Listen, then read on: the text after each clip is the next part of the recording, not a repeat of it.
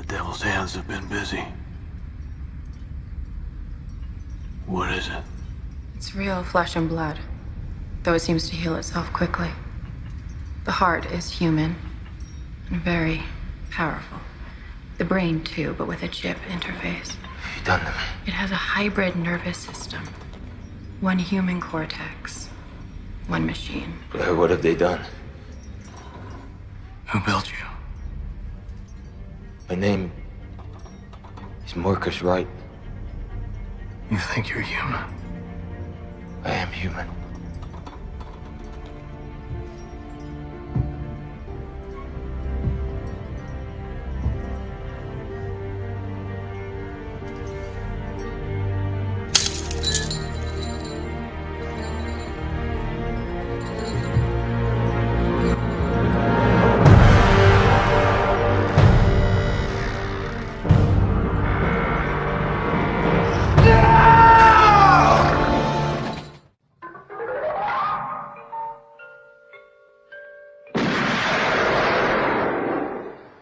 Do you expect me to talk?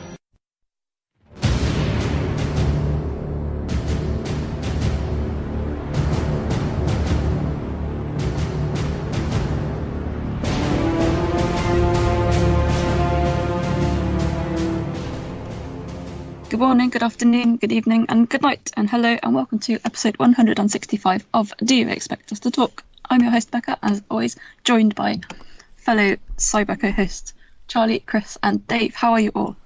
Oh, good for you! Good for you! La-di-da-di-da. I'm done with you lot professionally now. Don't look at me, don't look at me!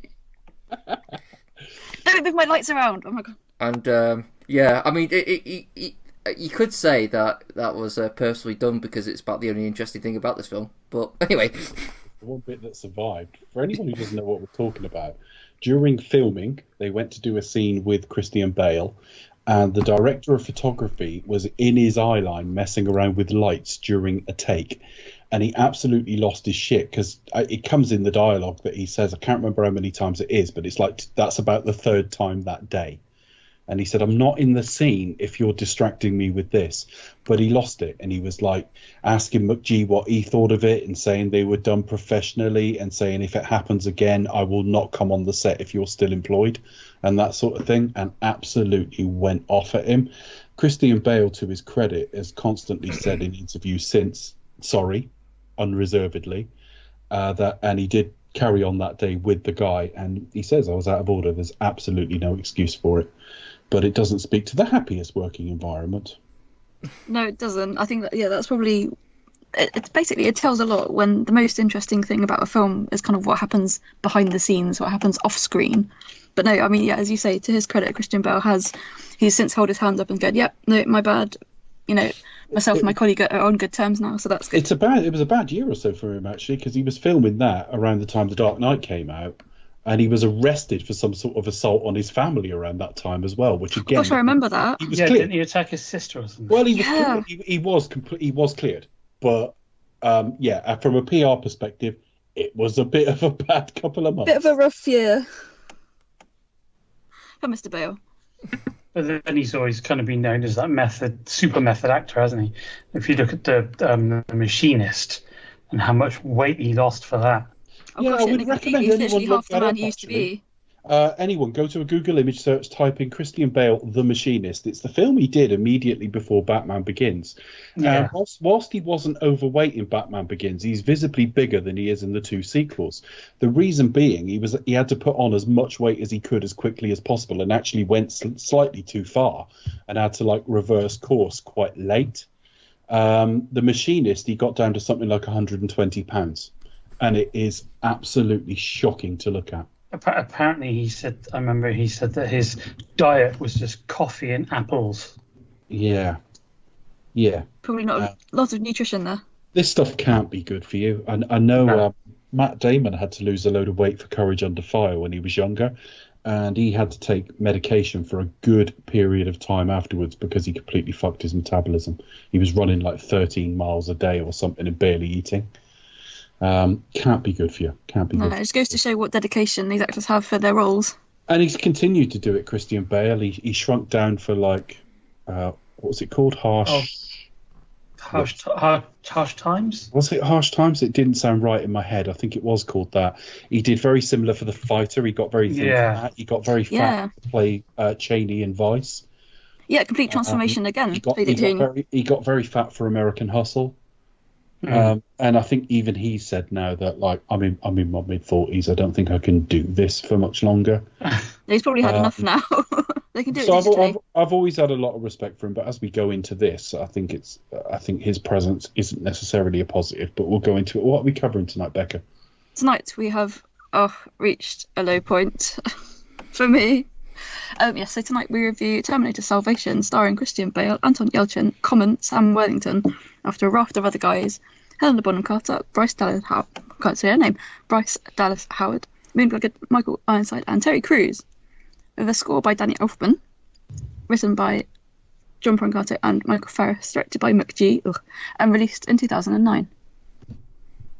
Sorry, not a fan of McG. I'll just hold my hand up.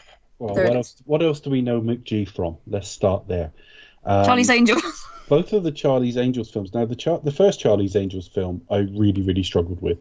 The second one is arguably worse, but kind of enjoyable. It's one of those films you feel dirty when it finishes, because it was like, that is absolutely unredeemable shit, but bits of it were all right. It's fun. I always thought he was a very strange fit to this material. Because the thing about McG, when you talk about like shit popular directors, i.e. directors who are given 100 million plus budgets, but we think they're crap, I tend to think of Michael Bay, Roland Emmerich, Stephen Sommers, Brent Ratner, and McG. They tend to be the five I think of.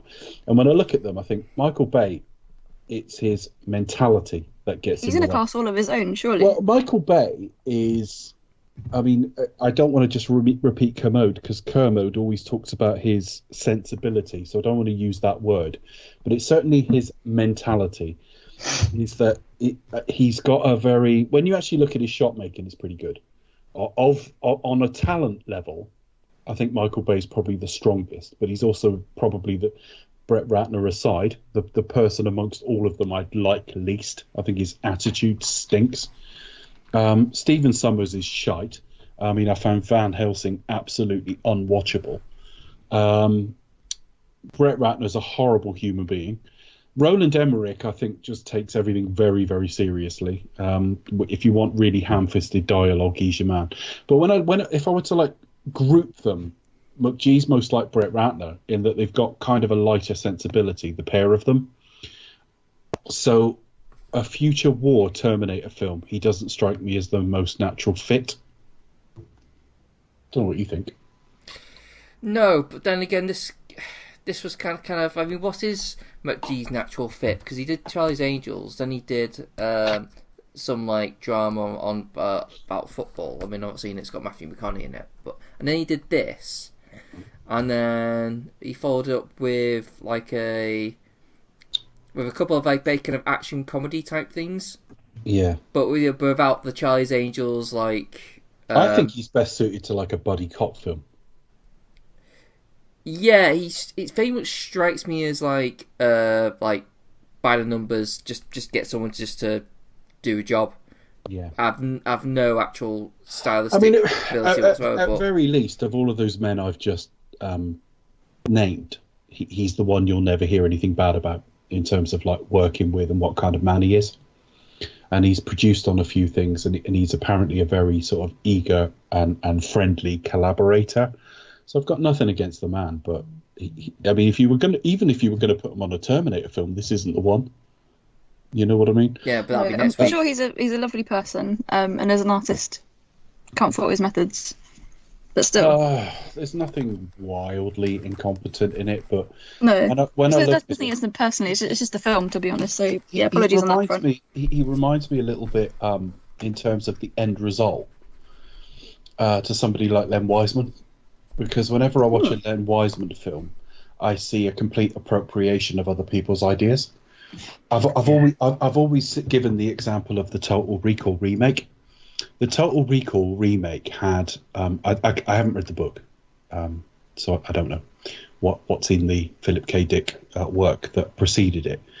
But in the remake, he lives one side of the planet, Colin Farrell, and he goes through like the planet core on some fast, elevator thing, effectively, to the other side of it. And one side of the planet looks, bear in mind, Philip K. Dick and what Philip K. Dick wrote. One side of the planet looks like Minority Report, and the other side of the planet looks like Blade Runner. And that's Len Wiseman in a nutshell. You're making a Philip K. Dick piece of work, and he's just looked at previous adaptations and copied 2 of them and got averagey performances out of everyone. In the same way that Underworld was pretty much The Matrix with a bit of Blade. Horror elements. Yeah, it was The Matrix. Yeah, Reloaded. Underworld was was shit. Underwear. I was looking forward to Underworld because the trailers were pretty good and it looked so stylish. But Underworld took effectively the visual landscape of films from about 3 to 4 years before it came out. Yeah. When you look at how long films take to make, that's about right. So he got the project greenlit and basically took that sort of leather and green filter style of turn of the century for a 2003 film. McG, when I look at this film, I'm looking at Mad Max 2. I'm looking at Black Hawk Down. Mad Max 2 was referenced. That was an influence on him. He did actually name that, and there were others I've forgotten. But there's quite a bit of with the desaturation, it's got a bit of Black Hawk Down about it as well. It's interesting that you mentioned that as well, because this film, I mean, I'm nowhere near an expert on the series as you guys are, but it strikes me not really as a Terminator film, but primarily as a war film. Especially if this was meant to be part of a future war trilogy, which sadly second and third parts never came to be. But I got the vibe of this film. It's more of a war film rather than a Terminator film, for example. That's just the vibe that I got. Sorry if that's wrong. No, you're right. It doesn't feel like a Terminator film. It doesn't feel like there's any connection. It's not structured like films. Yeah. No. But even the way it looks and the way it feels, it feels. If it didn't have Danny Elfman occasionally quoting the Terminator percussion, the do do do do do, it's waiting for your dog. She's asleep on the sofa. She's not going to bark it this time. I don't think so. But I realise we're recording and she's one of the crew. Sorry, go on. Dog's got talent. But yeah, no, it just the kind of like the design of the film, the visual language of the film feels nothing like what we've seen previously, even on Terminator 3, which wasn't a very good film, but it was kind of glossy as this film. This film, for the fact that it's set in a post-apocalyptic landscape in this gritty war, it's really glossy looking. And it whatever he was going through, Mad Max, Children of Men as well. Children of Men, I can see in it. I've forgotten that. He's quoted as but it just doesn't work. While we're on that subject, I would just like to say to anyone listening, it was a criminally underseen film, Children of Men. 2006 Clive Owen film. I'm not the biggest Clive Owen film in the world, fan in the world, but Children of Men was an exceptional film from about 2006. It's set in a book as well. It's set in a future world where no children have been born in like 18 years. The world is kind of sterile, and it's a really fascinating film. I'm not going to say anything more than that, but seek it out, please, folks. It's very, very good. I can heartily recommend that for sure, both the film and the book. Go check them out. I didn't know it was an adaptation, actually. And Michael Caine's hair. Yeah, fabulous. Michael Caine looks like a stoner. It's quite funny. He does look a bit dishevelled. Bless him. I think that speaks, before we get into opening thoughts, let's just on a conceptual basis, I think this is proof the series was dead after T2. Because T3 was a rehash of T2. We talked about it last week. It was just let's make another Terminator film. Let's make it feel a bit similar. Let's see if we can squeeze a bit more out of this. Arnie's about to go and be governor. Let's just see what we can do. So that was fine. But I've always believed you must never show the future war except in little flash forwards. Because the series is about the distance between preparation and hope, if you like. I probably used different words to describe that in a previous week. But you're either preparing for a future you can't avoid, or you're seeking for some kernel of hope that you can avoid it. And even in preparation, there's hope, because the hope is your future child, your future self, depending on who we're talking about. I think once you go into the future, you've missed the point. I just think you've missed the point entirely. The whole series was about, can we either avoid this future or keep the chances of us surviving this future alive?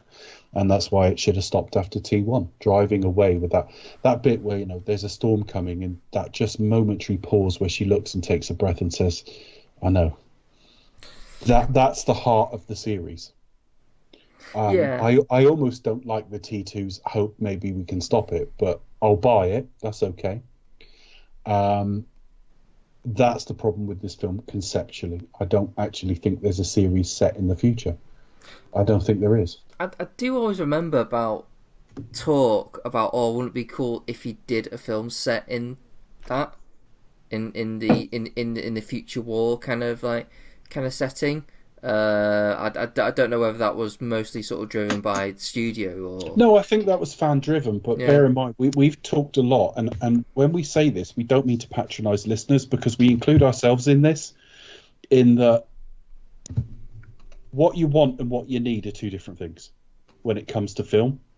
Because I'd love to see Freddy Krueger's backstory. I'd love to see Mike Myers' backstory.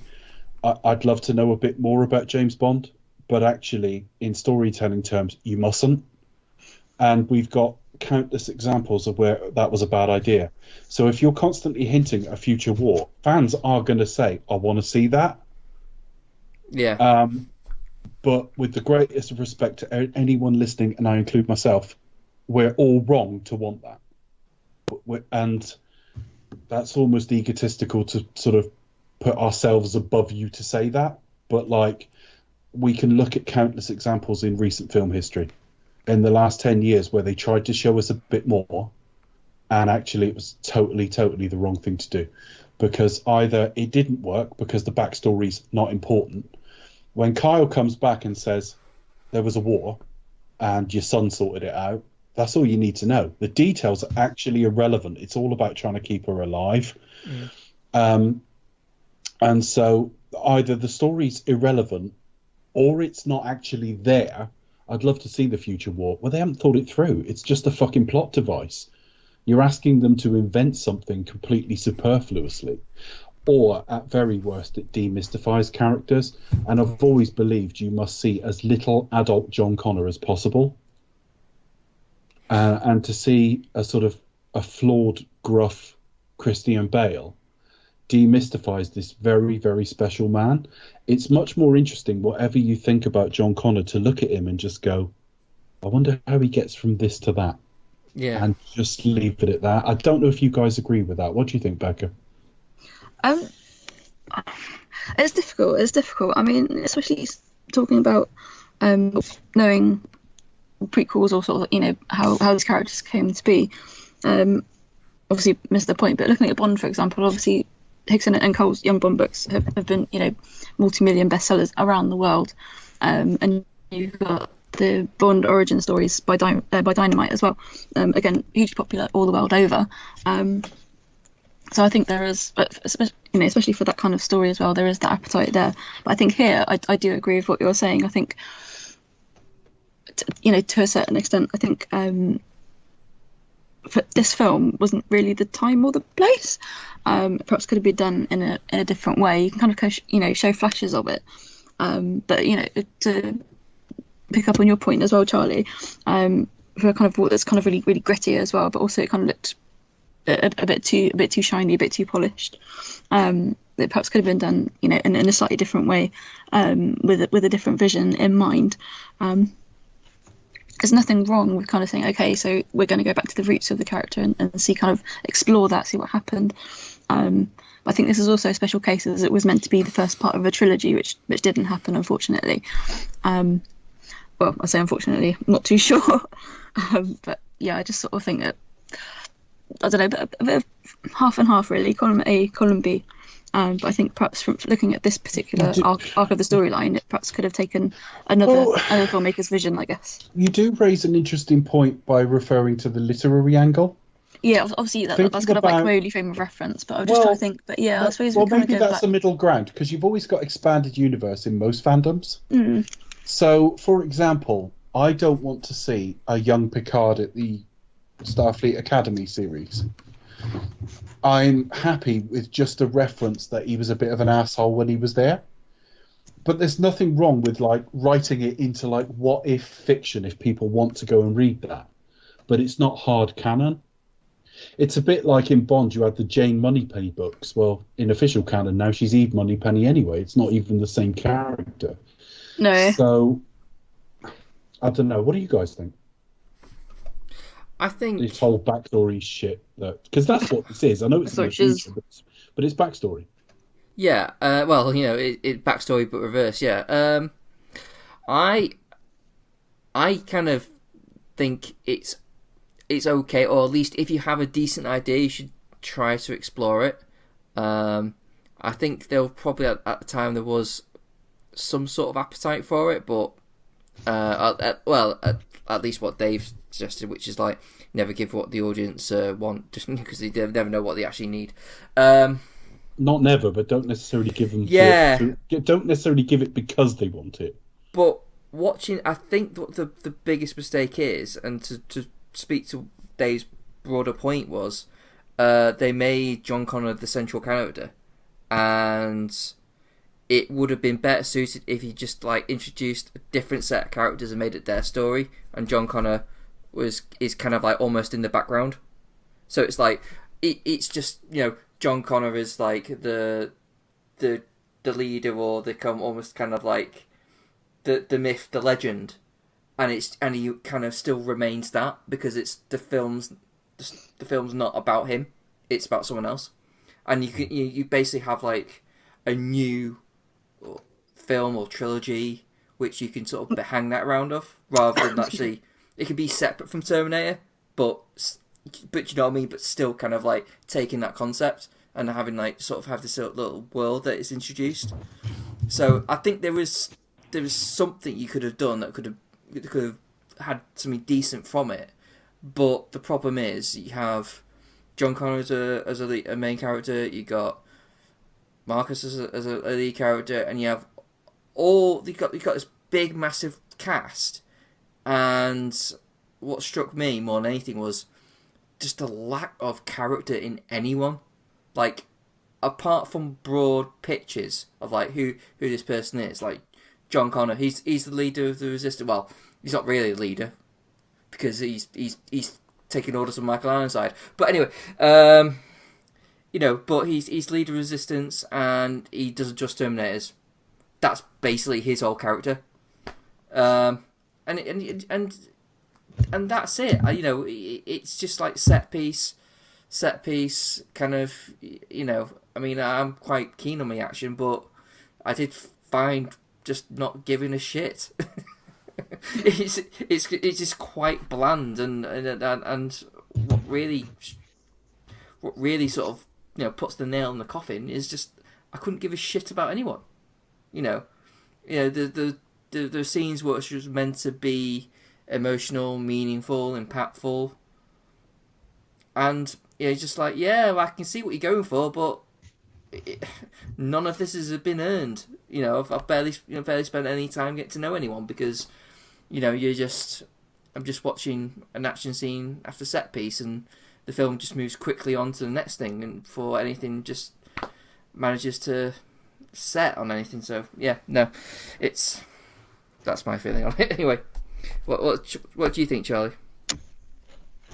Well, going back to Dave's point, I mean, yeah, as a fan, I did always wanted to see that future war thing, and I mean, I kind of felt at some point there was nowhere else to go but if they were going to continue this series. But I think the one point where it would have essentially worked is if T2 had not been made, and if they had done it as a character and had very sparing John Connor. Just because the world as seen in the first film to me was very, very evocative, and kind of there was potential in there for me for something bigger. But because they went with T2 and did all that kind of thing, then from then it's irrelevant. And while I kind of think that at least it's a more interesting idea than going back to the well and trying to do another spin on the first two films, it's not done well at all here. Yeah, I mean, I guess my opening thoughts would just simply be, I don't know what we're going to get with Genisys yet. Now, obviously, I've seen Genisys, but I saw it theatrically, and that was it. I was never going to buy a copy or anything. It was such a terrible experience. So I've not seen it in 4 years. I need to watch it again. I think it will prove as dumb, and I think it will prove as almost laugh out loud worthy when we come to bits of it.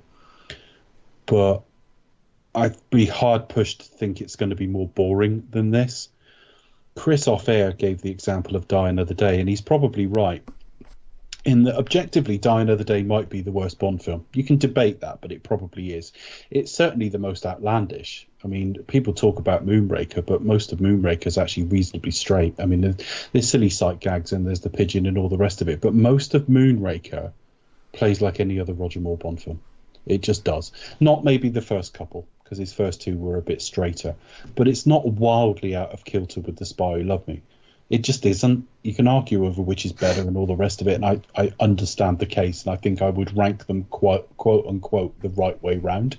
But I've always thought Moonraker was actually a more cohesive film, actually, in that the film always knows what it wants to be, whereas The Spy Who Loved Me like flip-flops between serious and really silly, like to the point that it's jarring. So if you talk about outlandish Bond films, Die Another Day is it. It's the one where you look at it and just go, it's like a great big camp cartoon. And you can argue about, Spectre, Quantum of Solace, all the other like weaker Bond films we've had over the years. The World Is Not Enough, which I quite like, but like most people don't. But it's not boring. And I think that's the difference. I think when I look at like bad Bond films, Die Another Day is probably the worst, but it's actually like more watchable than some of the others. This is more like The Man with a Golden Gun or Diamonds Are Forever or something, where it's actually quite a dour, miserable experience. I was shocked today because I've not seen it in probably 10 years. I don't ever remember buying a copy of it, so I would have seen it theatrically, and that's it. And I remember there's one bit in the film that I find ludicrously stupid, which coming into this series, I thought I must have that wrong. I think I referenced it last week or in T2. I can't remember. But I referenced, depending on what Skynet knows, this film is either perfectly fine or really stupid. Turns out it is really stupid. And we'll come to that in a minute. So it's really, really stupid and dumb.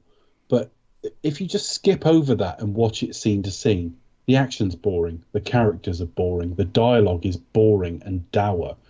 There's no one to root for, and for reasons of writing that we'll get to in a minute, and changes as the film. We don't even know whose perspective this film is from. It's meant to be Marcus's story, but for most of it, it really isn't. And Marcus is as bland as you'd expect from that leading man anyway. So it's an hour. Funnily enough, normally when you watch a film that's a bit boring, it drags. This kind of didn't. It's an hour and 57 with credits, so I was probably switching it off 4 or 5 minutes before that. So it's solidly feature length, and it's longer than the Terminator. It actually flew by, but not because I was thrilled, just because I don't actually think there's anything here. I think they haven't gone beyond, let's go to the future and meet John Connor, and let's get a big star to do it. the original concept wasn't that, but the original concept was written in the early 2000s, along with T3. So originally, John Connor was meant to be. Well, we'll come back on what the film was meant to be in a minute, but after we finish opening thoughts. But I think that's just it. I haven't been as bored by a film, a big budget A-list film, for a very long time. Now, you can look at RoboCop 3, but RoboCop 3 was barely escaping direct-to-video. I mean, RoboCop 3 was delayed, it lost its leading man, everything else, and it's cheap, and it looks cheap. This is a $200 million film. This is like a $200 million film with a man coming right off The Dark Knight, a man whose like star was absolutely in the ascendancy. Bryce Dallas Howard was a fairly big name around this time. I mean, she is again now because of the Jurassic World series, but about 4 or 5 years before she did the Shyamalan film The Village. She came off Spider-Man 3, which was awful, but again, she was hired because she was a name. Sam Worthington, this is the year of Avatar. It's earlier in the same year. We hadn't seen Avatar yet, but this is a guy recommended by James Cameron because James Cameron sees something in him none of the rest of us see. You've got solid character actors like Michael Ironside and stuff like that. This film should have been an absolute fucking slam dunk. Even people like Common have made good appearances and stuff. This is one of the stronger casts ever put together for a Terminator film. If you take Arnold Schwarzenegger out of the equation, because Arnold Schwarzenegger is one of the biggest stars Hollywood's ever had, and they've produced something that is an absolute fucking slog. And in the detail, when we get into it, it's really fucking stupid as well. And we'll get to it. Becca? That's my review. Good night, folks. No, there's so much about this film that I want to like. Probably with like the third Terminator film, I dropped that at the cinema. I think this is my drop off point. And I think I enjoyed it again when they reissued 1 and 2 recently this year, and obviously Dark Fate somehow coming soon. Yeah, reminder we've recorded the past, Dark future, Fate. never Prince. Yeah, we've recorded Dark Fate. But there's so many good things. I mean, you've got Christian Bale, Anton Yelchin, who I really rate, and just gutted that he left us so early. Sam Worthington is okay. He's solid. I think perhaps didn't bring his A game here, but you can't really fault him, I suppose, to a certain extent.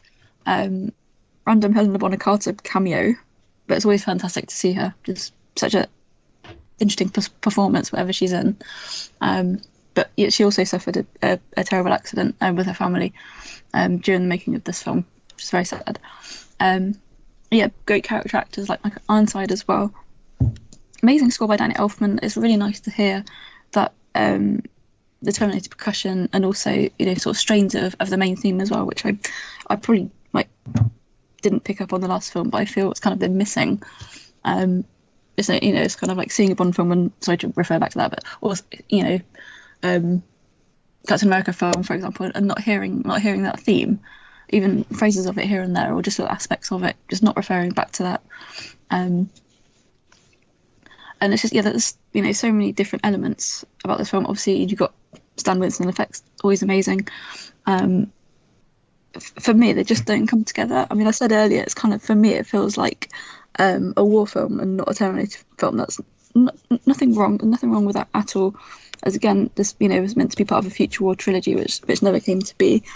But it's missing something for me. It really is, and it just kind of falls a bit flat. It's got the same sort of washed out kind of colour to it, which again kind of makes it feel like the war's been raging on for years and years.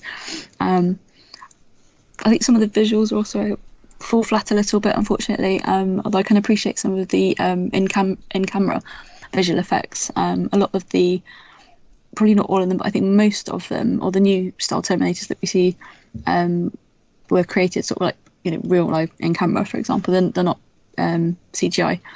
I know I've got a huge respect for that, which is something that it just generally really interests me. I've got friends who have pursued it in the industry as their career, which is just amazing.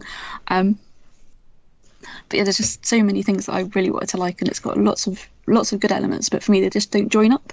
So yeah, that's why.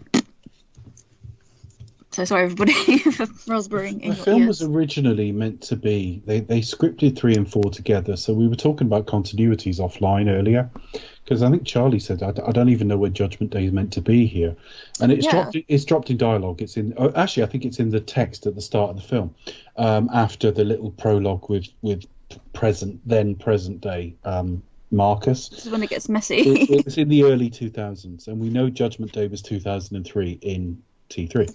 So I think it's in line with that. So it's a future of that. Now, in that future, instead of being 2029, it was 2032.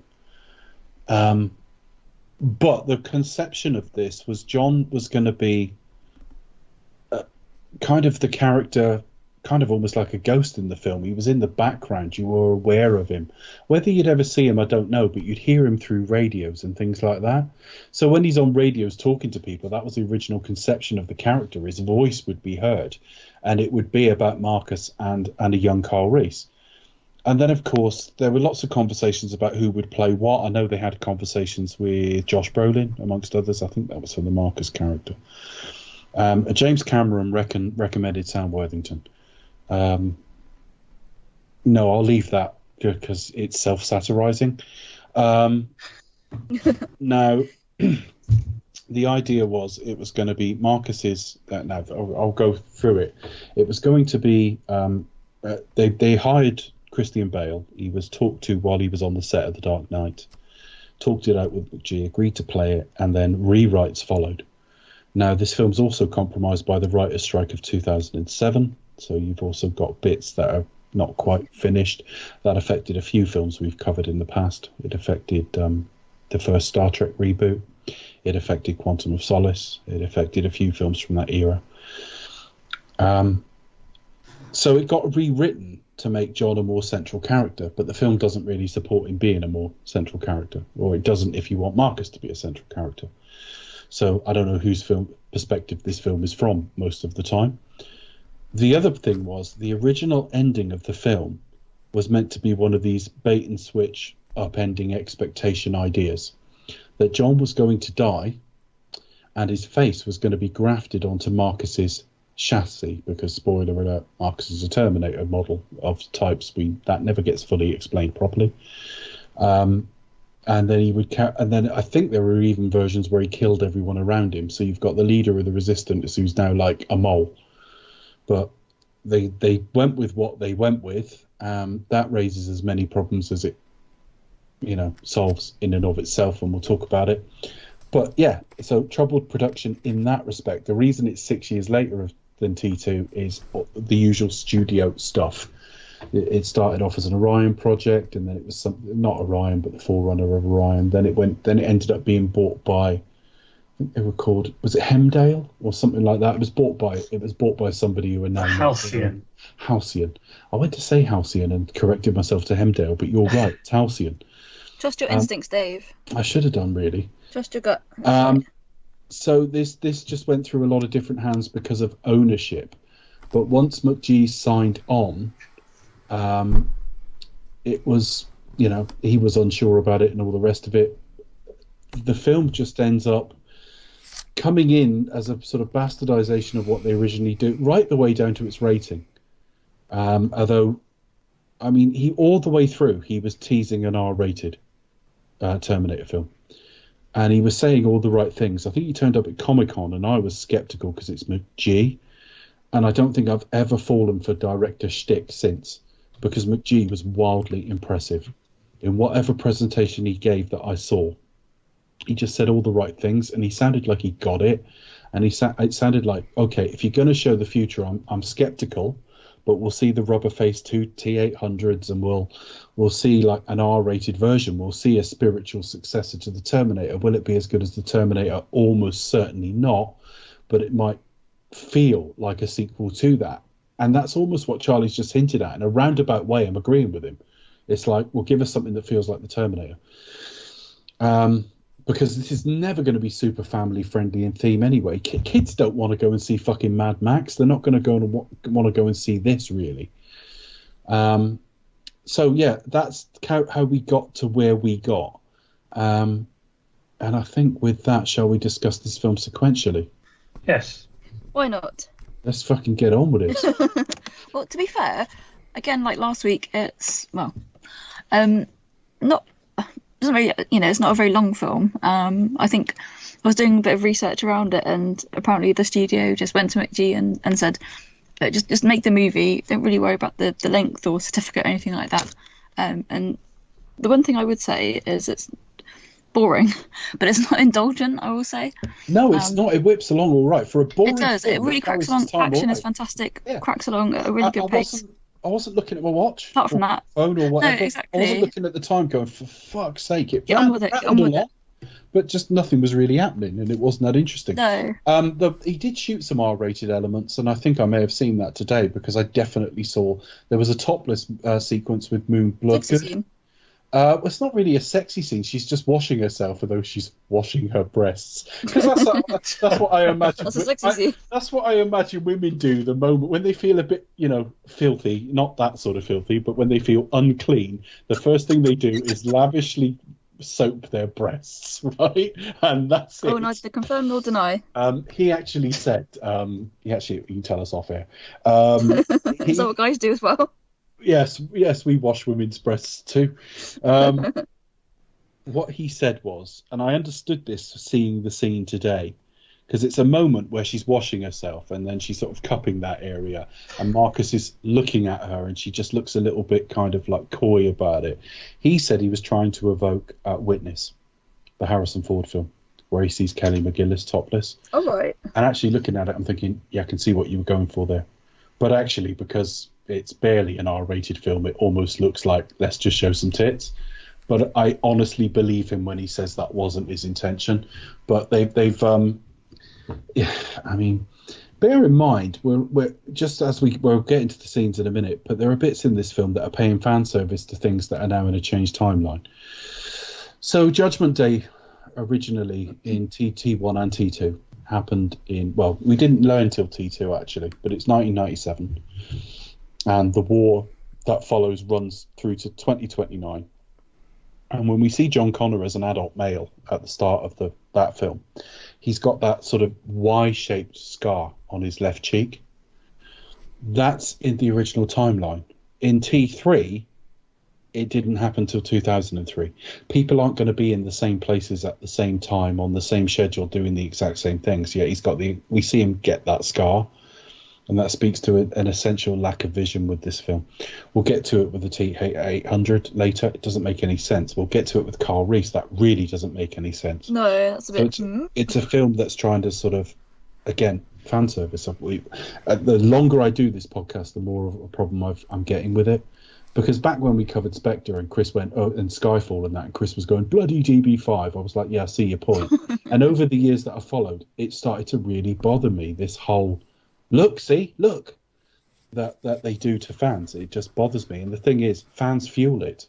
And we see it with Star Trek Discovery. I mean, season 2 of Star Trek Discovery is a wank fest for fans of the original series. And it's not stronger for that. It's more comforting for that, and it's easier to watch and possibly more enjoyable, but it's not better. And we'll get to a lot of that. The opening scene is 2003, which speaks to it being set around the time of Judgment Day. He's a death row inmate, Marcus Wright, Sam Worthington's character, and he's being met by clearly a cancer patient, Helena Bonham Carter, of Cyberdyne, to be asked if he will sign his body over for medical research before he's executed. And he does, but he demands a kiss. Isn't this might be the least erotic kiss I've ever seen, and the least appropriate as well. Well, to be fair, he's in prison, probably hasn't got any money. What is he going to pay with? Give us a kiss? Why not? Would he have done this if she'd had motor neurone disease or something? Anyway, let's not go down that route. I don't like it. Pay in, I don't know, in sweets or something, or. The gross thing is the kind of her body language in the film is kind of accepting of it. She likes it. Yeah, I noticed that as well, Charlie. Yeah. It's even when he says, "So that's what death tastes like." Yeah. She sort of kind of And, looks in such a way, you just think, oh. and there's that really awful thing, line that he says before, when he says, "I'm not the only one with a death sentence." Yeah.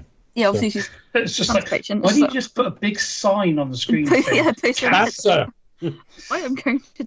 Yeah, I know. But yeah, And by the way, you can have a yeah, look there are at points it. where the script does fall flat, and that's one of them. Yeah. I don't know. Sorry. Sorry, talk all over you there, Dave. Sorry about that. That's my fault. I think I talked over you. Go ahead. Sorry. I just think like I'm just very angry this chapter, I'm afraid. the kiss was weird. The kiss was weird. It's meant to play like a dying man's last wish, but it just plays like these two have no chemistry. She doesn't look well. She's dying. Give us a snog. What? Do you want to have a little play on her tits as well? Randomly, it takes me sheet. It's like, what is she even doing here? But he signed. It's fantastic. Yeah. Whatever she does, First it's bit brilliant. First bit of fan service. Nice big Cyberdyne sign on the paperwork. Oh, And that's it. We go straight to the future. And then they rip off the original Terminator's opening sequence as well.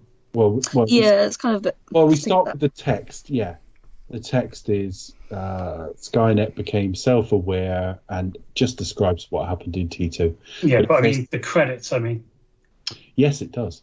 because it's like normal credits or modern computery credits. Yeah. And then in the back and over kind of big text going, and then at the end goes. Whoosh. But this is what happens when you hire McGee or Len Wiseman or people like that. They've got no vision. If you want shit vision, hire Michael Bay. But if you want no vision, hire this guy. There's no colon. No, it's just like Terminator Salvation. There's no colon. There's no I always comment. thought There's there no. was. Yeah, I Semicolon. edited our show notes to put one in and all the rest of it. Chris was but never It's mind. like Terminator Salvation. So does that mean salvation of the Terminators or salvation of Well, I guess it's Connor Marcus. or Marcus even? It's meant to be of Marcus, but Yeah. again, Got it, Marcus that's Salvation. But no. That's probably a stronger concept in original Yeah. story outlines because it's not in this Yeah. film. I kind of get the impression that this film, Mm. obviously, Oh. it's not the ending kind of had to be hugely rewritten. So we cut to 2018, which is fine in and of itself, but We're in 2019. the very opening sequence is an attack on Skynet by Christian Bale and others. Now, during this, we can talk about the sequence as a whole, but just conceptually, it's where they find plans for the T-800. And all I can think is Michael Biehn saying to her in the first film, these are new. Bad breath, sweat, blood. They're new. They were new in 2029. And this is a timeline that's at least 3 years further on because we think the end of the war might have been 2032 in the T3 timeline. So it's either 11 years or 14 years before this model should turn up. Again, utter fan service. Yeah, you just kind of see it and think, oh, well, Arnie's going to make an appearance again, is he?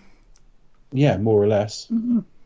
More or less. I mean, he did. He was governor at this time. Yeah. It's a guy. I might be stepping on a fun fact, but yeah, the body double. I know the name of the guy who was his body double. And No, I don't have that as a fun fact, but we it's see him Michael again in the next film. Roland Kickinger. Yep. No, it's onto the other guy, Brent, whatever. Oh, that guy, yeah. But it's Roland Kickinger. Yeah, we've seen him before. And what they basically said was McGee went to the FX team and said, this is what I want. And he said this in interviews. As I say, McGee's a perfectly likable man. And he said in interviews, he said, I said to them, this is what I want. And he said, if we can't do it, we can't do it. And if they can't have done it, his face would have got destroyed before you had a proper look at him, which it almost sort of does anyway. Yeah. But you got a proper look at Arnie's visage later in the film. It's a good way to do it, though, considering he was too busy being the Governator. And I think He can't look like 1984 Arnie anyway at this point. this is it. But I think that they've done it in a really sensitive way. I mean, to be Now, fair. all I want to say about this sequence is, isn't it fucking boring? Yes. That's the overarching theme, or not theme, the overarching kind of feeling I kind of get from this film is it's a bit dull. But I saw it this afternoon. I can't remember anything about it. I remember. no, all the I constituent remember parts him, are good, but they don't mesh together. I remember him fighting a T600 chassis, if you like, not with the rubber skin, although we sort of see the rubber skin later, although it looks more like the Invisible Man or something. Yeah, it's a little bit like that. It looks very strange. I remember him fighting that, and I remember him lighting the flare, and that's about all I remember. He gets a bit of shit talking from Michael Ironside afterwards. That's about it. I don't really remember much about it. Yeah, it's a bit instantly forgettable. One thing I noticed that all the kind of the laser pulse rifles are kind of like non-existent in this future. All the stuff they referenced, yeah. Yeah. But then the hunter killers look more advanced. Yeah, bear in mind this is 11 years before Michael Biehn as well. Yeah. So 11 or 14, depending on timeline. So I'm all right with all of that. First thing I noticed when we get into daylight is the desaturation. This is an early 2000s film, too late. Just in the same way that like Underworld is a 1999 film made in 2003 because it's being copied because the director has no vision and it takes 3 or 4 years to put a film together. This is McG copying an early 2000s film when it had kind of gone out of vogue. So this is desaturated to fuck, this film, and it doesn't look good for that either. John goes on to a nuclear submarine to talk to Michael Ironside, General Ashdown. And this conversation's about shutting down Skynet machines. Why does he hold a gun to his head? Put him in his place is the basic idea. Well, you might be some fucking big cheese, but I can change the future in a moment. Well, that's not leadership, is it? No, it just seems, nonsensical. But again, going back to the first film, Michael Biehn talked about the people of his time as being very tough. You think of it as an era without much emotion, without much warmth. But this is an exaggerated extrapolation of it. Yeah. We are going to struggle with the detail of this film because not an awful lot happens. John learns he's second on this kill list behind a guy called Kyle Reese. I wonder who that could be. Well, the resistance people don't know. John knows, though, obviously. Of course. What concerns me as the film goes on is whether Skynet knows, but we'll come on to that. Yeah, that's a really big issue. It's a massive issue. It's film breaking. I mean, it is just like something. We've all done it. You sit and watch a film and you go, "Did none of the people working on this notice that?" None of them. It's one of those ones you you have to be an outsider and take a step back and then realise, oh, hold on a minute. I mean, even some of the creators. Major plot point. Even some of the effects team read parts of scripts and stuff like that. This is Stan Winston's last film. Was he aware what he's making effects for? Did he not at any point go, that doesn't make any sense? He probably signed at NDC and thought, oh, I can't say anything. Well, he can't say anything to the press, but he can say something to no, McG, but he can say surely. something to McG. Excuse me, do you know this is incorrect? I'm not saying actors are geniuses, but like all through his career, Christian Bale's made good choices and done interesting projects. Is he not smart enough to read a script and go, that doesn't make any sense? Hold on a minute. It's just madness. We'll address it. We'll address it now. Later in the film, Skynet take John Connor like hostage. Well, first off, why hostage? Just fucking kill him. But secondly, they're doing it to draw in John Connor. But they know who Kyle Reese is. And this was the bit I was unsure about. I thought if they don't know who Kyle Reese is, that's fine. They're just trying to draw John in. Why they think that guy will is a different issue. But they've effectively used their number one target to draw in their number two target. That doesn't make any fucking sense. Surely, if you kill Kyle and he's right. First off, if you kill Kyle and he's your number one target, you're saying he's the biggest factor in stopping our defeat, right? But you're years away from traveling through time anyway, so you don't know. That's not quite relevant immediately. If you kill John, you stop the war now because John is the only thing that can win the war, which is flawed logic in itself. But secondly, you stop that. If you kill Kyle, you stop that loop of history where you never come to be, or you at least get beaten by John. The idea of using your number one target to draw in your number two target is absolutely crazy. And if they'd made it vaguer, I'd be all right. But they didn't. It's literally he's number one on their list. They know who he is, and he's more important to them than John Connor. Otherwise, John Connor would be number one. Is that just me? No, it kind of opens up as well. A whole thing about, well, how much do they know? And if they know so much, then why can't they go through all these precautions to make sure that he's never sent back in the first place? Not just by killing him, but by the thing about the time travel and exactly what detailed files they have, as he said Arnie said in his head in T2. Yeah. But so that just kind of holds a huge kind of thing over things, saying if they know all this stuff, then why are they? Yeah. So the Skynet are basically planning an attack. He learns he's second on the list. He learns Kyle's number one on the list. We learn the Resistance don't know who he is.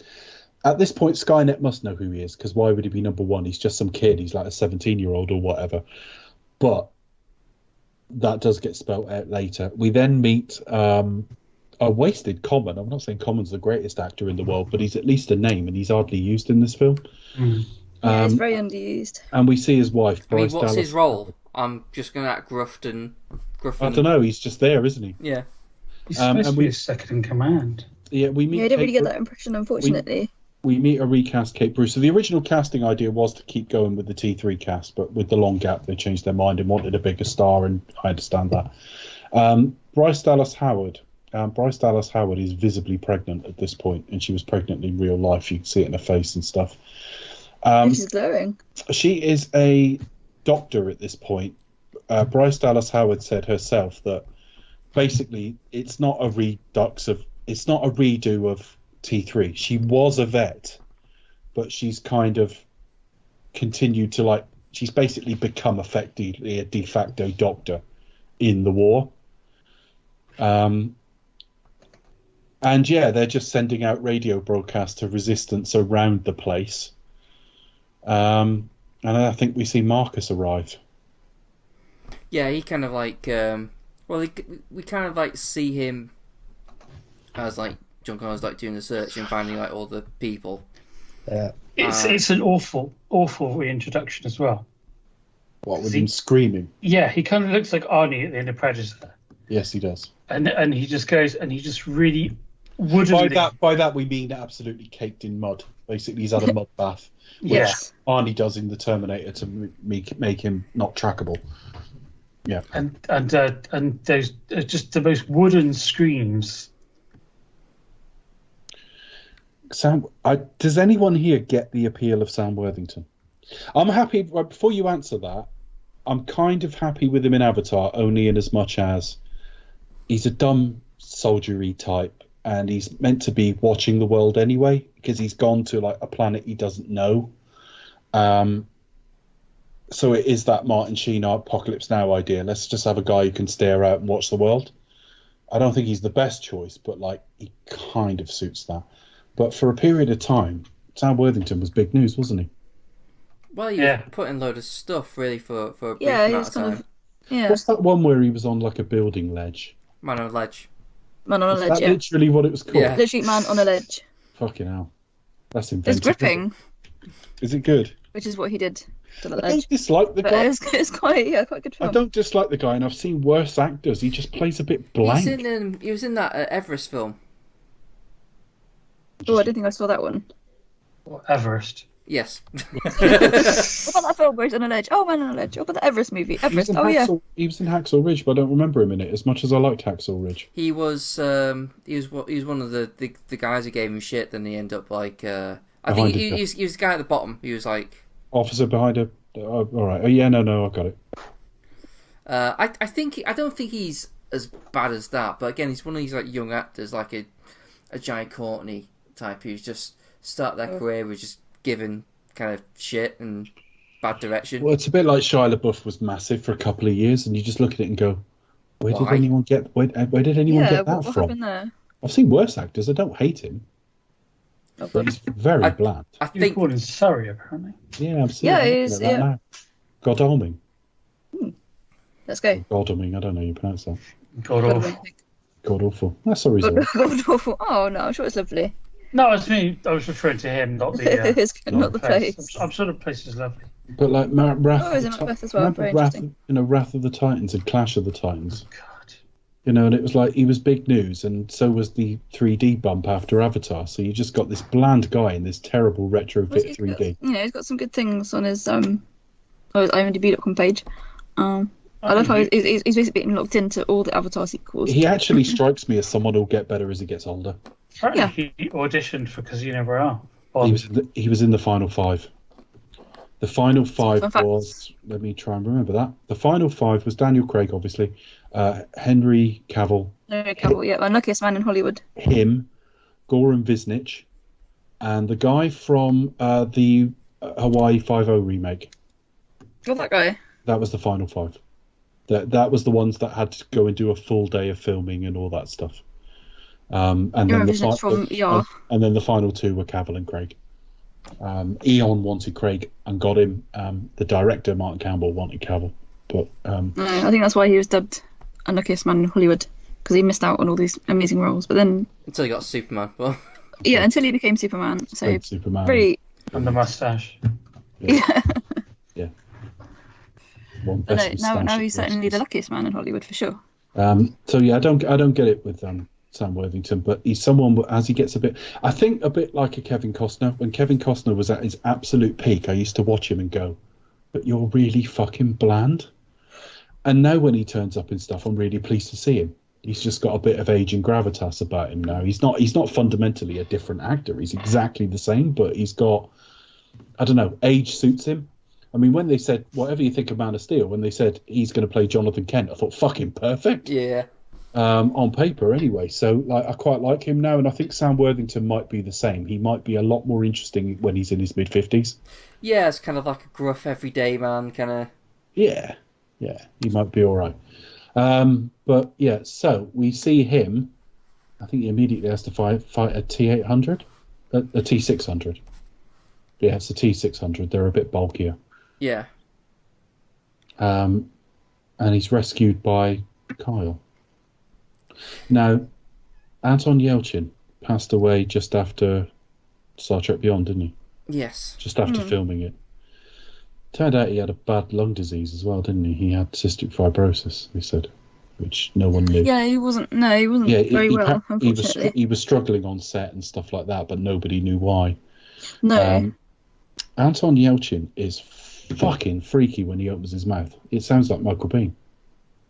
I think, yeah, he did, for this role, he kind of went back and sort of really studied his sort of mannerisms and modes of speech, and, you know, he did quite a lot of research to try and not imitate, but so he could give, like, his own version of that character. But yeah, he kind of went back and really kind of studied, so, you know, how he walks, how he talks, things like that, to try and put as much of that into his performance. And I would agree, Dave, it is mind-blowing.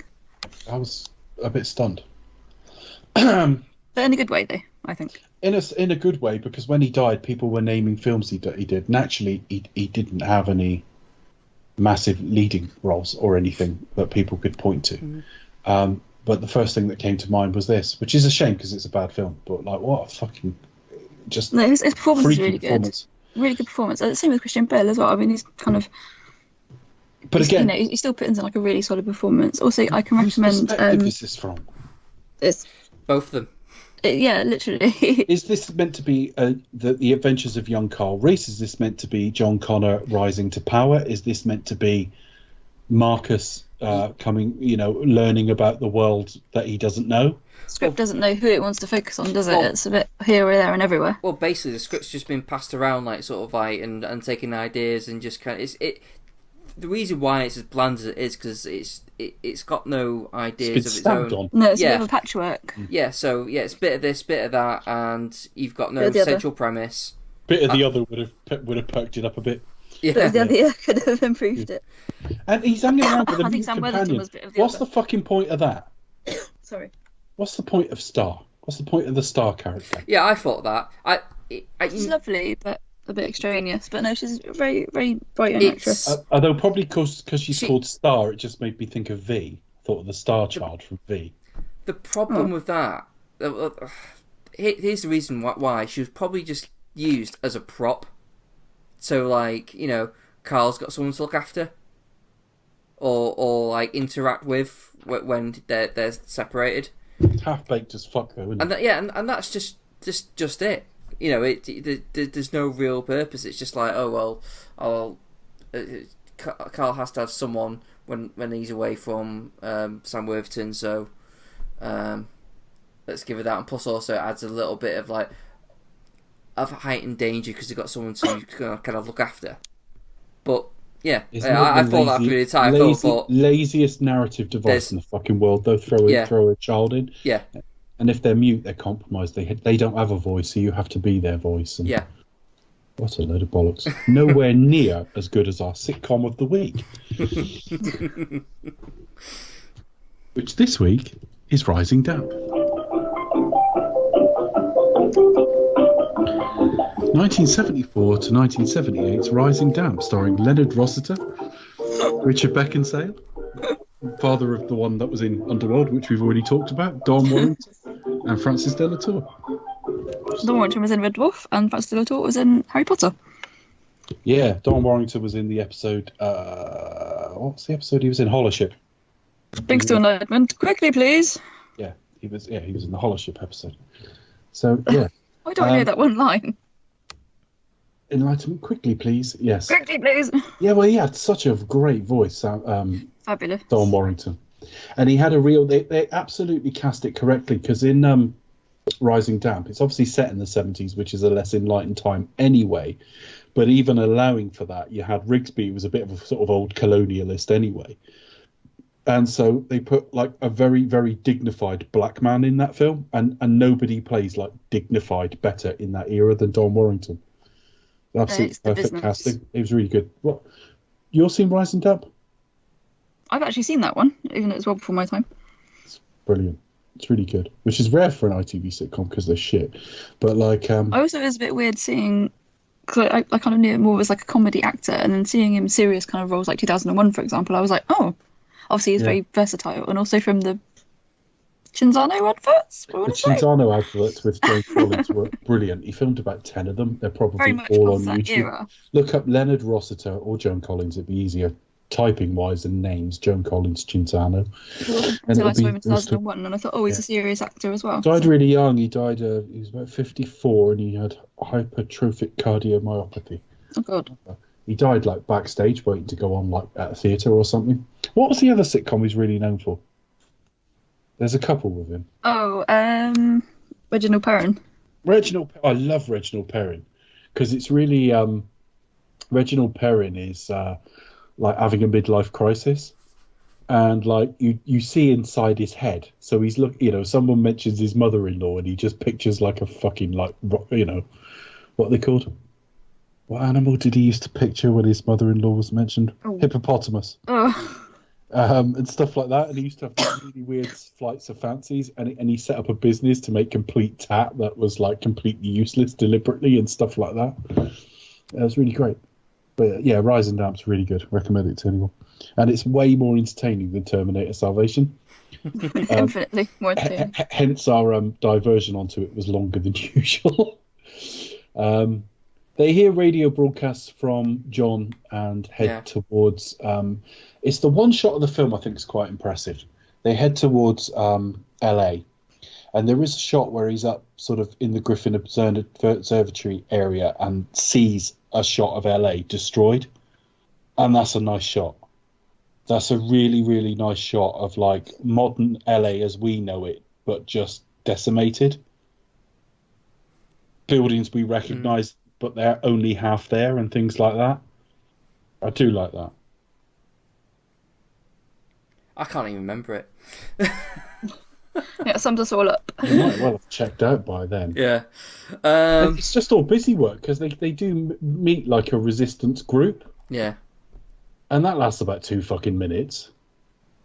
So are they resistance groups, or are they just like a bunch that just like kind of hiding away? No, because there's a symbol there. There's a resistance symbol. All right. But the as soon as they're introduced and calmed down and stuff, and it's got the one comedic line in it where Carl repeats something to them that Marcus has just said to him, but that's it. And there's a funny look. Oh, and Carl gives him the "Come with me if you want to live" when you meet first says from the Terminator. Yeah. And then there's a bit of a chase, and again, this is all like, so what? Transformers. Yeah. Transformers. Yeah. And then he meets Blair Moon Bloodgood, which is meant to be the love interest, but no one's thought this through properly. And again, the one No, scene she's not really much of a love interest. and the one scene where he's like, "Would you look at those?" has been cut. So I don't know. I think this film would profit from a remake. It just needs to be done. Not obviously remake, but it just After all this busy work, he's wounded by a landmine. Well, I mean, it's his thing, right? You set up like him going on with Carl, then they get separated instantly, sort of like with Muga, and then you got the landmine. So you got from like me at one character, separate, next character. That ends. So it's like there's no actual progressive journey or anything. There's no journey. And when we did meet one group that they sort of would buddy up with, they were like captured and attacked immediately. It's just like stuff happens, right. stuff happens, and it's just there's no actual real character work, no connections made. When he's injured, he's now like taken in by John and John's wife, and John's wife's now a doctor. And we find out he's got an endoskeleton. That was in all the trailers where he says, "You think you're human?" He says, "I am human." Then he takes off like the head restraint so he can look down, and he's like all decimated, and he screams. See, but the film plays that as if like we're not meant to know this. This is meant to be like a big mid movie big surprise. Yeah. You signed for Cyberdyne to piss around with you at the start of the film. Yeah, and you expect this, and you're not older. 15 years later. So yeah, something's happened, done it? You think? Fucking hell. It's a surprise to him. I don't know how. It's a surprise to him, to be fair. Yeah, so we know. Yeah, Kyle's been captured. Carl's been captured by Sky. Because they're collecting people, are they, for some reason? Yeah. A new breed of Terminator. So Marcus, we get a bit where they want to destroy Marcus, but Marcus saves John's life, and they form an alliance. And the whole point now is they're going to go and break into Skynet to rescue Kyle. Yeah, on a separate note, John doesn't have too much luck whenever he flies a helicopter, does he? Not really. No, that's true. Every time he gets in one, it's like always... It's a good spot, Chris. That's why he should never cast Christian Bale as James Bond. He'd have fucking crashed straight into that Day of the Dead festival, wouldn't he, at the start? He wouldn't have done Sorry. After the fight with the 60-year-old, he would have crashed straight into them. It would have been credits. Yeah, but at least he would have come up with a quippy line like, "Heads up." Yeah, yeah, it would have had a nice quip at the end. Nice pithy line. A village is deep. That was a... Get to the job. That was a choppy landing. That was yeah. Maybe you should write the next film. No, I shouldn't. Do the quips. So yeah, Ashdown, the Michael Ironside character, wants to launch this like massive attack, and he's saying, "No, we've got to get the people out of there," because obviously he knows the importance of Kyle. We're near the end of the film by this point, folks. This is just there's nothing in this film at all. And the whole point is Skynet. Marcus is going to go in and like disable everything so they can go in and rescue everyone. Yeah. And the thing is, I don't know if I've got anything to say about any of the action that follows except the T-800 bit, because I don't remember any of the rest of it. Except we see, all I can hear is typing. Oh, that's not me. Sorry. It's all right. Not me that time. I thought it was on mute. Sorry. It's all right. No, that's why I'm saying, because you wouldn't have done it deliberately. Yeah. I do it myself sometimes. Particularly, you can hear it on episodes of Smorgasbord where I'm cheating. He reads out a headline, and then you hear. Quick, Google the headline. You suddenly hear the sound go off where I realise I'm not muted. Cheated, Dave. Yeah, I did. I cheated. Look it up on your phone.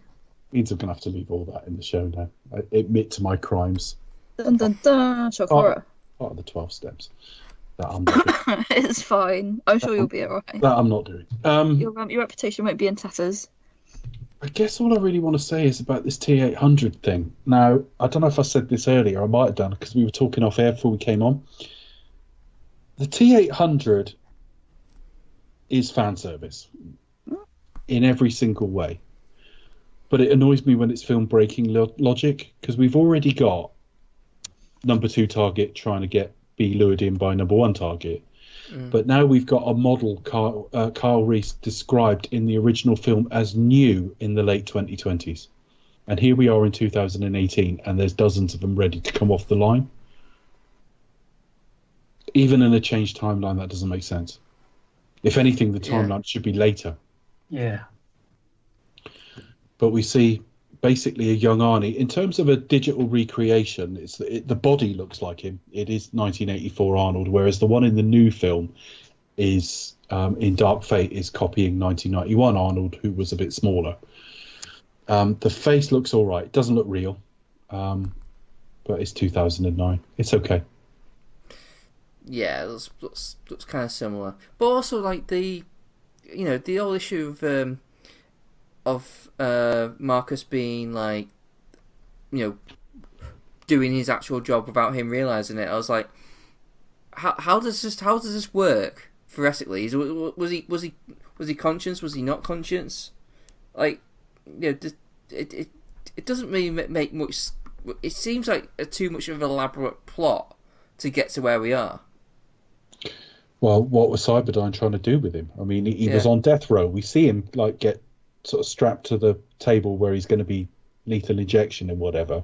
Any last words? Of course not. It's Sam Worthington. But again, that's the right thing. It's a bit like Daniel Craig gets less dialogue than most of the other Bonds. It's a bit like go and watch Bullet. Steve McQueen doesn't get an awful lot of dialogue in that film. It makes sense for that type of actor. Have them say a bit less. Not because they're bad, but because it suits that type of actor. It suits that type of character. But then what happened? Nothing is ever explained here. He walks out naked 15 years later. Why naked? Has he been in a morgue? Has he just been reactivated? He hasn't gone through time. I don't think they put him forward. What? None of it actually has been explained. None of it makes any sense. And because the film doesn't know who to focus on, we don't know whose backstory is going to be explained. And the thing is as well is the writers behind this thing. I mean, was it Brancato and the other guy Ferris are the credited writers, but Paul Haggis wrote some of it. Jonathan Nolan was writing some of it. McGee describes it as he said Jonathan Nolan is actually probably most responsible. Yeah, I didn't know about Paul Haggis, but I knew the Jonah Nolan reference. Yeah, so considering Nolan is the one everyone kind of jizzes over because of his brother Christopher and his work on Dark Knight and stuff like that, it's kind of.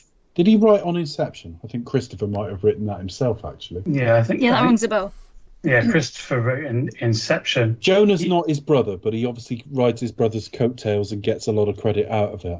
But He did Westworld, didn't he? Always. Which I found virtually unfucking watchable. I loved it. Well, the first series. I didn't see much of the second series, unfortunately. I was trying to stay awake. It was a fucking nightmare. It took a while to get going, to be honest. But Jeffrey Wright is incredible. Oh, I love Jeffrey Wright anyway. I'm so happy he's going to be Commissioner Gordon. Yeah, I can't wait. That's going to be amazing. immense. Did you guys know that? Yeah. Yeah, I'm really looking forward to that one.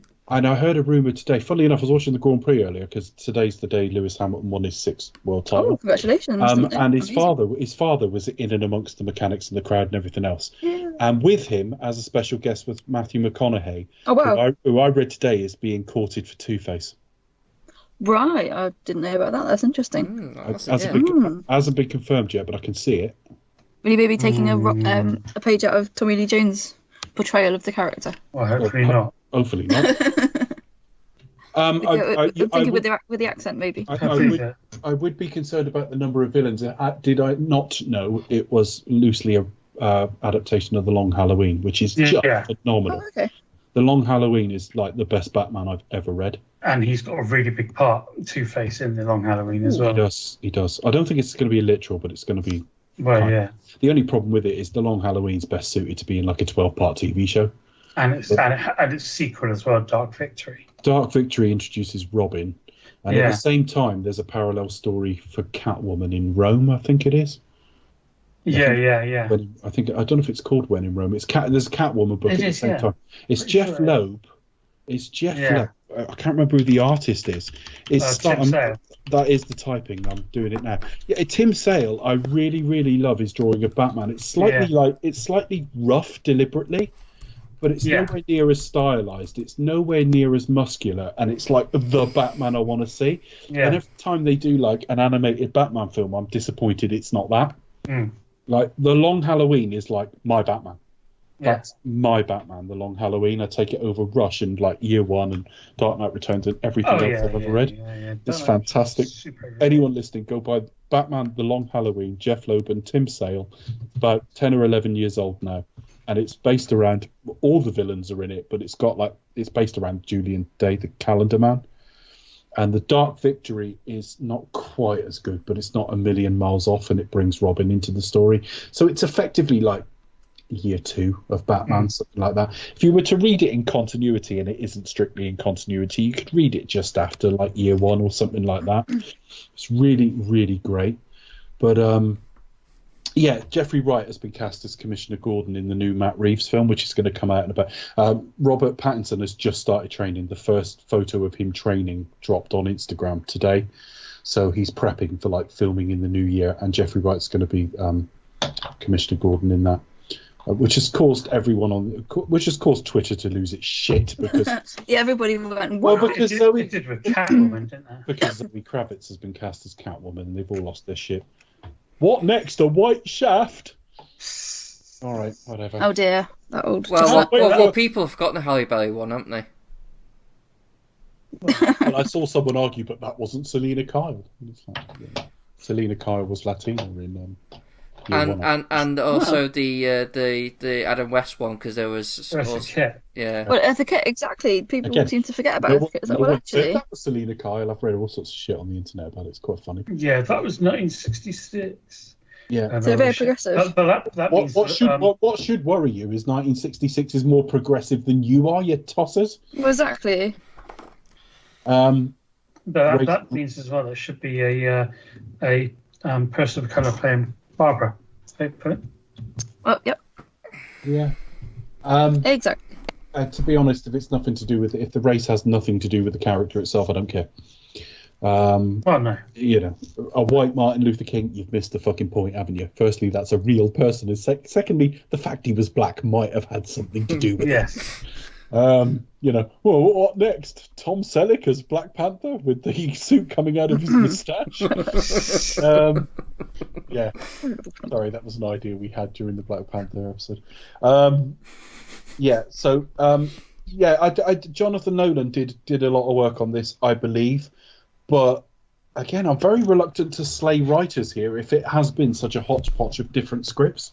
That's true. Because they might have had a fantastic Marcus idea in this, but you've got a fairly blank leading man, and his story's been trampled all over by trying to make John the centre of it. But John goes missing for large parts of the film as well and has no through line. So it's a bit shit, really. And all we've got is this attack on Skynet, which is entirely uninteresting, except for the fact we see like a peak era Arnold Schwarzenegger, kind of. Although they damage his face quickly just because, well, we know CG costs like $1 million a minute or something, so they've got to get that done quite quickly. I found out today, I don't know if you guys know, well, I know you guys know that's fake. That's a fake question because we talked about it offline earlier, listeners. But I didn't know why they had T800 and Model 101. And I only found this out today, so if I'm telling listeners who absolutely know this and I sound stupid, then sorry. T800 is the chassis, so the endoskeleton is a T800. Model 101 is the ones that look like Arnie. So theoretically, Cyberdyne System 101. Yeah, we could have had a different actor each time that was roughly the same build. So the second film could have had Dolph Lundgren in it, and he would have been like a Model 104 or something like that. The 101s are the ones that's basically the skin that gets put over the top is Arnold Schwarzenegger. I didn't know that. No. I read that today. That was how James Cameron described it. So it's not a retcon either. It was a later director, but they said James Cameron explained that to them. Do we want to say anything else about the rest of this fucking battle? There's a bit where Marcus is in with like a visage of Helena Bonham Carter. Yeah, they explain everything. As not Holly. What do they explain? I've tuned right out during this shit. Well, it's just more fighty, running away, fighty. Marcus goes in to save John Connor. He almost dies, so John Connor like revives him, and then gets fatally wounded himself. I mean, this certain Terminator is fucking just seems to sort of just doesn't seem to die.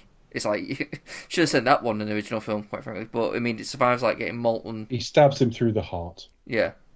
And then the whole thing is a slightly up-trained vet is going to operate on him in the desert with none of the right equipment and no like anti-rejection pills.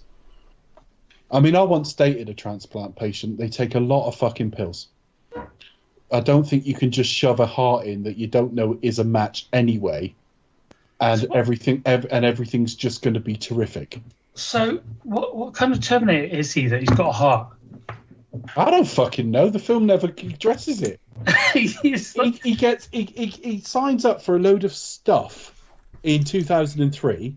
We next see him. He's not aged, and he's ostensibly the same age 15 years later.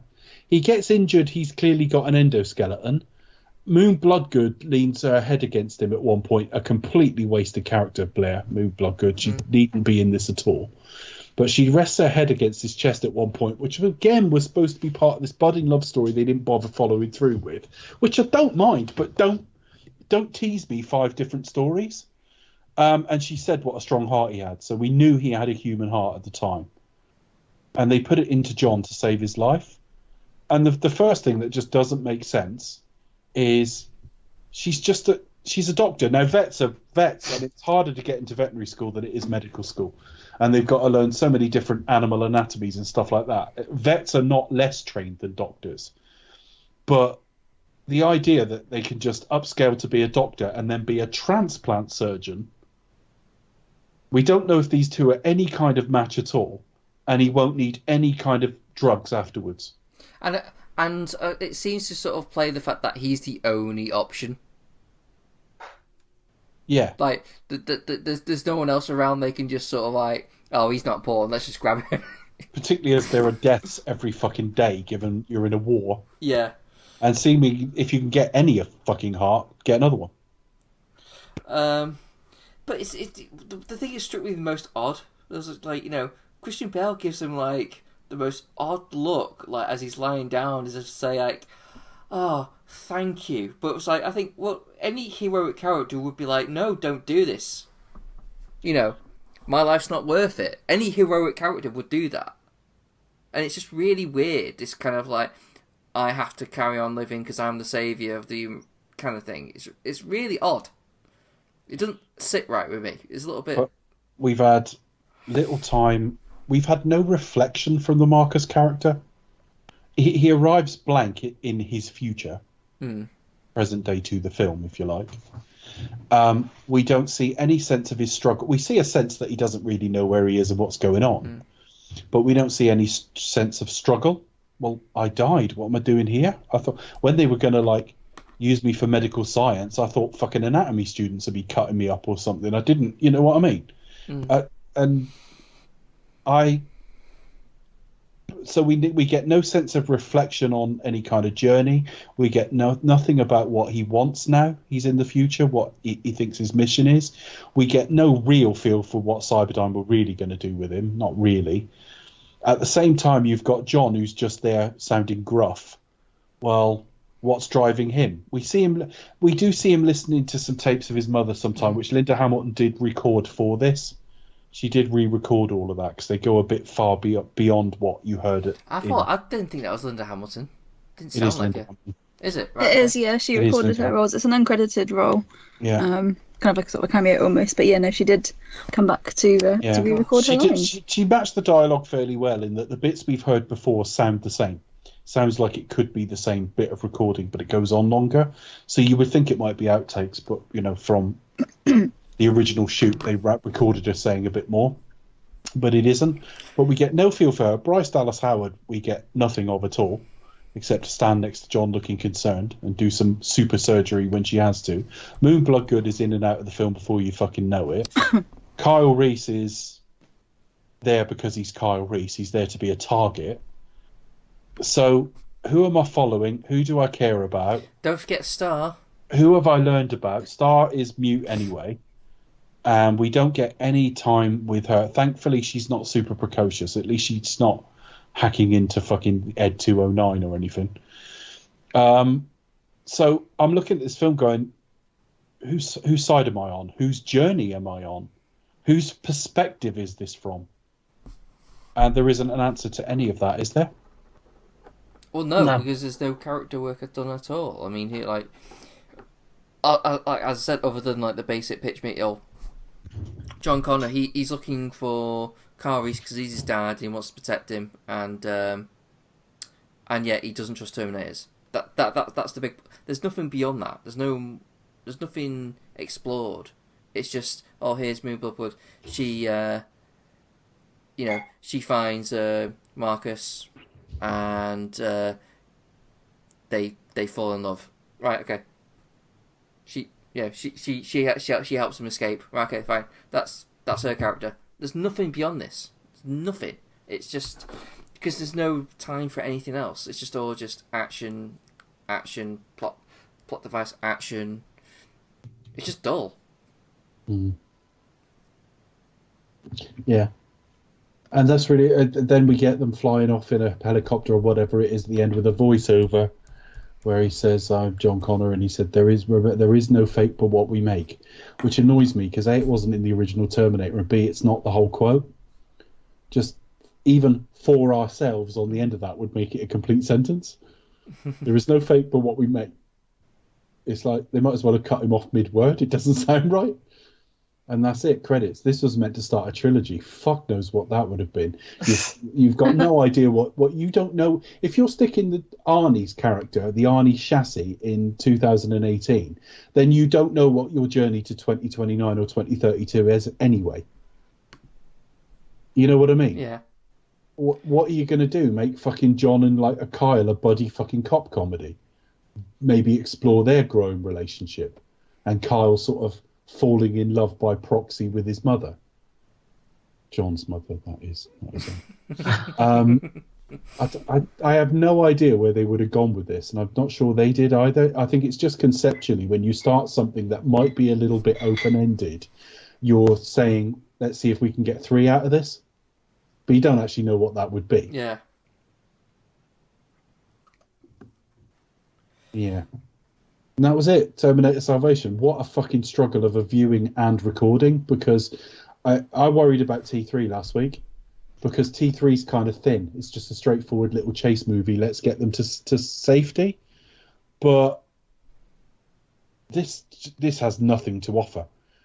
We've reviewed far worse. We've reviewed more offensive, put it that way. I'm not sure we've reviewed blander and less displaying of any vision at all.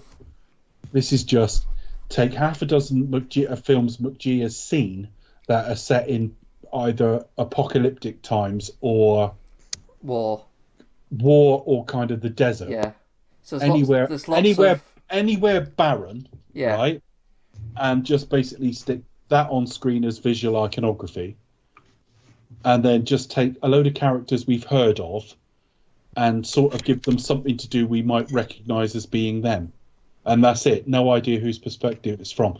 That's all I'm going to say as my final thoughts. This film has no point of view whatsoever, and hence I think it's the most redundant Terminator film of the lot. And I thought 3 would be that because it is a rehash, but at least it sort of got us to the war if you wanted to do that.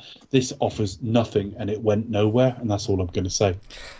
I think my favourite bit was the really forced line where they get Christian Bale to say, "I'll be back."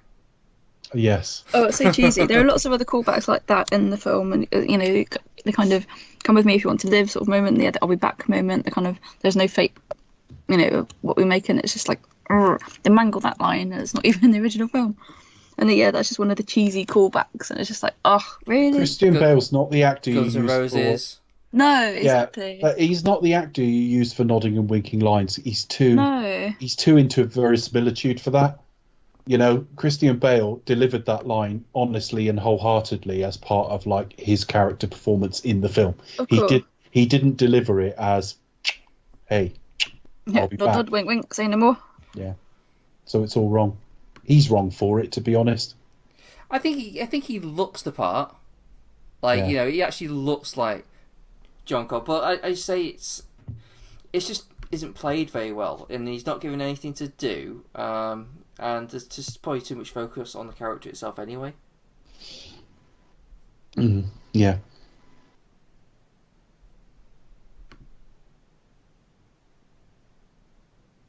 I'm done with final thoughts. It's just who wants to chip in. Yeah. It's crap. There you are.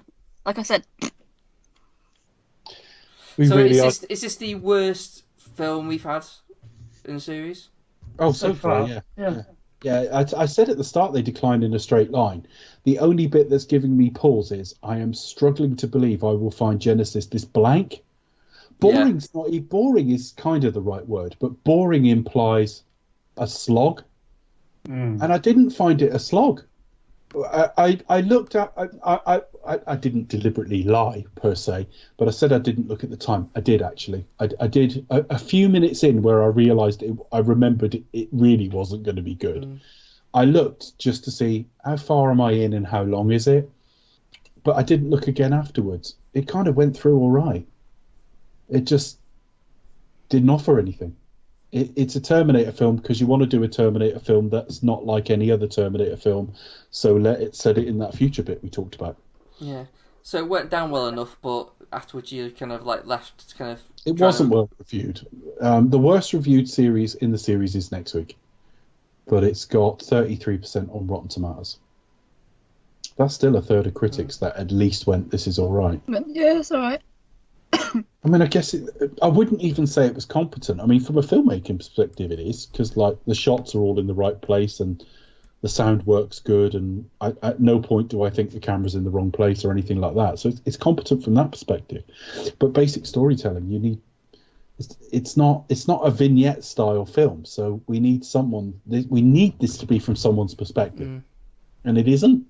And you think, well, that's filmmaking 101. You've just failed. So it's actually, it's worse than I remember. But worst of all, and I haven't put an awful lot of emphasis on it, but your number one target used as a lure to your number two target. This was smart, superior sci-fi in 1984 and to some degree 1991, and it's degraded to the point that it's almost as bad as trying to convince the audience Palpatine is not like the Emperor in the prequels, when like everyone watching can't understand how the Jedi don't know this. It's that level of stupid. But we've got worse to come, I think anyway. I think that it does have one saving grace, which I will come to when we come to review the film. But yeah, I think these two are probably, for me certainly, the weakest in the series. I just remember in the years that have passed since I saw it, thinking, well, at least they tried something different with this one, and Genisys to some degree. But as I think about it now, this film is kind of lazy. But there you go. I might respect it more if I knew more about it. I don't know about you, Chris. Do you find that sometimes you watch a film that's utter genius, but you think it's a bit dumb because actually you're a bit dumb? Well, yeah, sometimes I do worry about that. Maybe. I'm not saying you are dumb. I'm saying that came off a bit harsh. I'm saying that's what happens when you realise, with regard to that film. You're a bit dumb. I think maybe I could have a more informed opinion, with some new information that I could use to assist in my opinion. I'm hoping 5 random facts elevate this to genius. But not just random facts. I mean, they have to be enjoyable in some form. Well, I think after such a dour film, facts that illuminate the general fun of the whole enterprise might mean we watch it with a smile on our face in future. Becca. Fingers crossed. Just before you go into that, I'm just looking at what Roger Ebert said about it. Yeah. After scrutinising the film, I offer you my summary of the story. Guy dies, finds himself resurrected, meets others, fights. This lasts for almost 2 hours. That was literally going to be my number 5 fun fact. That might be the most accurate review Roger Ebert ever read. That's actually, yeah, he's kind of like my go-to critic. So that was like my number 5 fun fact. Roger Not anymore. I'll pick another one. He Let's have died a 6 years ago, but he was Yeah. he was dazzlingly good. Well, he was quite Well, spot on. If, He was better in writing than he was on TV because he just had this turn of phrase. Just you know, go and read any of his sort of collected works and him talking about Rob Schneider and shit like that. He had a really good way with words for sure. But he was funny without trying to be funny. He was understated. It was good. But I liked how he bounced off Cisco as well. I think they had a really good rapport, obviously, and they were kind of known for, their partnership was quite famous. But I think, he's kind of, I enjoyed kind of seeing it on TV, but I kind of did prefer reading his written reviews and also listen to interviews as well, just on his own. But yeah, that's kind of what I like about Kermit as well. He does have a real kind of a turn of phrase, as you say. Also, if you go to rogerebert.com, you can read some of my stuff as well. So I know you can, exactly. I know you've written on Roger Ebert. That's amazing. I just think that's incredible. That's such a great honour to I love have the your name spirit on. of the guy's still there as a Legendary site as well, because there are very, very few people that ever transcend the art of reviewing, and he's one of them. Whether you would agree with him or he deserves that, it's a different matter, because we all see these things differently. But name if you said to anyone in the world, anyone who knew the business, name the top 3 critics of all time, he'd be in there. yeah, he would. Oh, God. So sorry, fact us. Fact off. Fuck off. I used to work in an office as obviously a quite international office. We had many colleagues of many different nationalities. One lady, I don't know where she's from, somewhere in Eastern Europe. Instead of saying like "f off," she thought it was like "fax off," like as in sending a fax. We still send faxes in those days. So that's kind of like in our little friendship group. That's like our go-to phrase. Instead of saying like "f off," it's literally like "fax off." So that's what it reminded me of. I'm just picturing the guy who came up with that as looking a bit like Colin from the Fast Show, Colin. The Office Joker. I'm an alien. Yeah. I'm an alien. The Bells. The Bells Esmeralda with the spotty tie. Yeah. And silly hairdo. Yeah. Carry on. Anyway. Yes. Obviously, released in 2009, this was the film that marked the 25th anniversary of the Terminator series. Fun fact number 2, in several scenes, Kyle Reese can be seen wearing Nike shoes. They're looking similar to the Vandals trainers that the character originally wore in the original Terminator movie. Obviously, as we mentioned earlier in the show, early on we see original footage of Sarah Connor's tapes, and obviously those lines are redubbed by Linda Hamilton, but she was uncredited in this role. This is the first Terminator movie to be rated PG-13. In America, the others are rated R. Not really a fun fact, obviously Stan Winston sadly passed away in June 2008, so this is most likely the last film that he worked on. So sadly not a very fun fact, but a fact nonetheless. And that's my brisk facts of this rather dire film. I was going to say, you'd almost think her heart wasn't in it tonight, wouldn't you, folks? I'm just very angry. Very angry. Honestly, sometimes we're quite often wrong. I can only speak for myself, although we do talk about it between us sometimes. But sometimes I go into a film thinking, I don't get nervous, but I just get a moment sometimes where I think, I don't know if I'm going to have anything to say about this. And we're always all right. But I was watching this earlier and I was thinking, oh, shit. And I don't get that very often.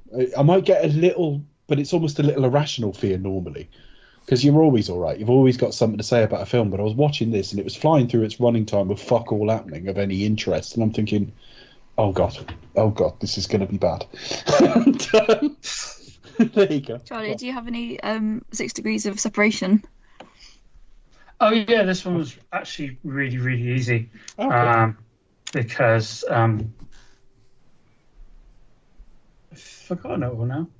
I did write down though, so it's not as easy as it. There we go. All right. So I'll put you on the spot. So this is This is Rising Damp to Terminator Salvation. Yeah. Can't be done. Okay.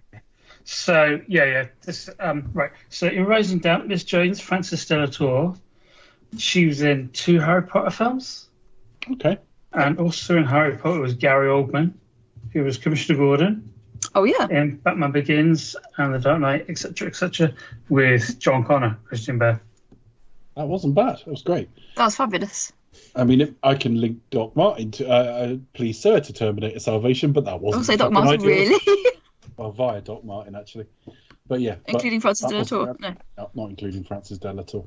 Yeah. I did wonder when we It's said degrees it. of Francis de la Tour. We don't normally give Charlie much warning. Apart from tonight, all other 6 degrees he's done during the show because he didn't know what we were going to say. But this one, I said earlier in the week, I'll make it rise and damp. And I honestly thought he was going to go via Joan Collins because that gets you into Hollywood. I thought he was going to go like Leonard Rossiter and he was with, but obviously not. I don't know what next week's is yet, but there you go. We know what Dark Fates is because we've already recorded it, and that's a fucking belter. Well, I've just given it away. It's Please Sir, but the music to that, the music to that's really good. I think I've heard that theme tune, but I'd never seen it. Yeah, I don't remember the show very well, but yeah, I have to pick something really shit for next week because Mind your language. No. That's what I thought of actually. No, don't do that. I did. I thought of Mind Your Language because the You film can't do it bollocks these and so days. is Oh that my show. gosh. Well, let's go for something less controversial. Love Thy Neighbour. Something like that. Oh no. Something mad about the house. Curry and chips. Don't do that. Courage. No. Actually, I've just hit on it. I know what I'm going to use. Right, okay. Social media. You can find me at thepastorkid1976 on Twitter. You can find me at Soundtracks on Twitter. You can also find all the podcasts at soundtracks.co.uk, which is available on Spotify, Google, and Apple. Charlie, where can we find you? You can find me at Movie Drone on Twitter. And don't forget, Charlie's articles can also be seen on watchebook.com, which I think is amazing. Thank you. So I just think that's really cool. So, thank you. But yes, you can also find us on Twitter at Expect Us to Talk, on Facebook.com/Do You Expect Us to Talk, and we're also on YouTube. If you type in Do You Expect Us to Talk, you can find all our videos on there. And if you listen to us on iTunes, if you type in Do You Expect Us to Talk, you can also find all our episodes there. Don't forget to give us a nice, preferably 5-star, but hopefully 3+ star review. Helps us to rank higher and attract more of the lovely listeners. And we are trying to get on more and more platforms, so news of that as it happens. If you want to drop us an email in the meantime, you can expect us to talk at gmail.com. Okay, well, I've identified a sitcom that's nearly as fucking bad as Terminator Genisys, so that's a win. So yeah, we have just given it away, but for the sake of the format, sign us off, Becca. Yes, Do You Expect to Talk will return with a Terminator spelling mistake, otherwise known as Terminator Genisys.